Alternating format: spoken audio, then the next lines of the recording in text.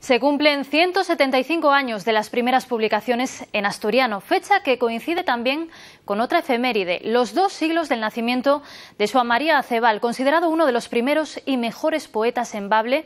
Así que Iniciativa Pol Asturianu ha llevado a cabo hoy 2 actos en Oviedo para reivindicar la lengua y pedir al Principado un mayor apoyo a la literatura asturiana.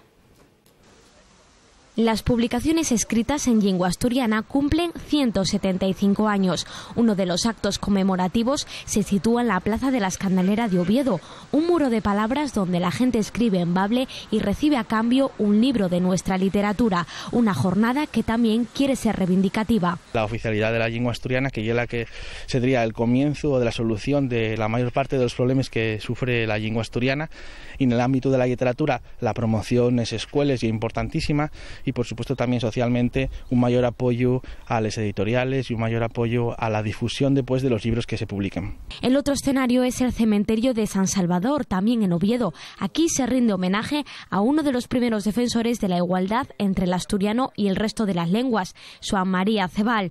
Hoy se cumplen 200 años de su nacimiento. Si el cantar, si el poner cara de risa, de cuno y dichoso fos la seña, quizás la dicha toda en este mundo tenían los paisanos per aldea.